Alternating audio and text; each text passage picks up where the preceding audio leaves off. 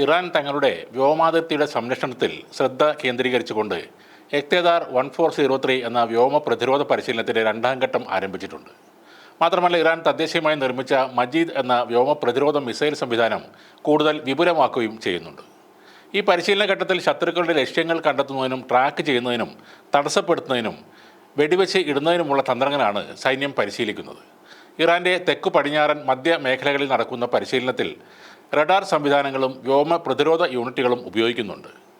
Command and control സെൻ്ററുകൾ തദ്ദേശീയമായി വികസിപ്പിച്ചെടുത്ത അത്യാധുനിക ആക്റ്റീവ് പാസീവ് റഡാർ സംവിധാനങ്ങളാണ് ഇതിനായി ഉപയോഗിക്കുന്നത്. ഇറാനിൽ നടക്കുന്ന ഈ പരിശീലനം പ്രതിരോധ സേനയെയും വ്യോമസേനയെയും സംയോജിപ്പിക്കാനാണ് ശ്രമിക്കുന്നത്. യുദ്ധക്കളത്തിലെ യഥാർത്ഥ സാഹചര്യങ്ങൾക്ക് അനുസരിച്ച് പ്രവർത്തിക്കുന്നതിനാണ് ഈ പരിശീലനം നടത്തുന്നത്. രാജ്യം ആഭ്യന്തരമായി നിർമ്മിച്ച വിവിധ തരം നൂതന വ്യോമ പ്രതിരോധ സംവിധാനങ്ങൾ പരീക്ഷിക്കാനുള്ള ഒരു അവസരം കൂടി ഇതിലൂടെ സൈന്യത്തിന് നൽകുന്നുണ്ട്. 2015 ലോകശക്തികളുമായി ഇറാൻ ഒരു സംയുക്ത സമഗ്ര പ്രവർത്തന പദ്ധതി ഒപ്പുവെക്കുകയും തങ്ങളുടെ മേലുള്ള ഉപരോധങ്ങളിൽ ഇളവ് നൽകുന്നതിന് പകരമായി ആണവ പദ്ധതി പരിമിതപ്പെടുത്താമെന്ന് സമ്മതിക്കുകയും ചെയ്തിരുന്നു.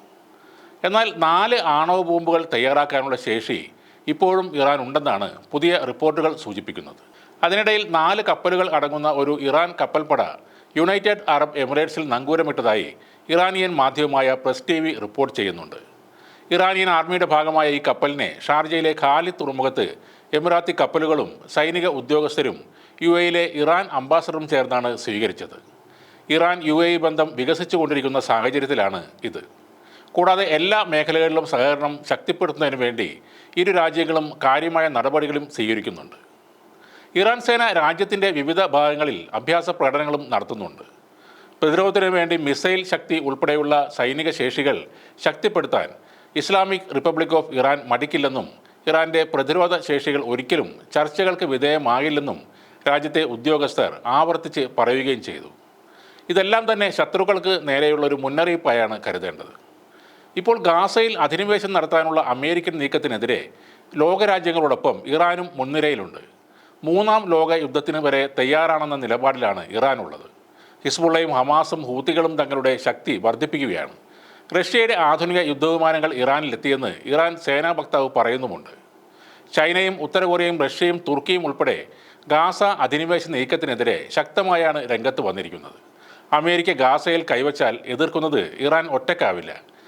റഷ്യക്കും ഉത്തര കൊറിയയ്ക്കും ചൈനയ്ക്കും പുറമെ GCC രാജ്യങ്ങൾ വരെ ഈ വിഷയത്തിൽ ഇറാൻ്റെ ഒപ്പം നിൽക്കാൻ സാധ്യതയുണ്ട്. ഇസ്രായേൽ പലസ്തീൻ തർക്കം എന്നത് പതിറ്റാണ്ടുകളായി തുടരുന്ന ഒരു വിഷയമാണ്. കൊണ്ടും കൊടുത്തും ഇരുകൂട്ടരും ചെറുതും വലുതുമായ രീതിയിൽ ഏറ്റുമുട്ടുന്നുണ്ട്.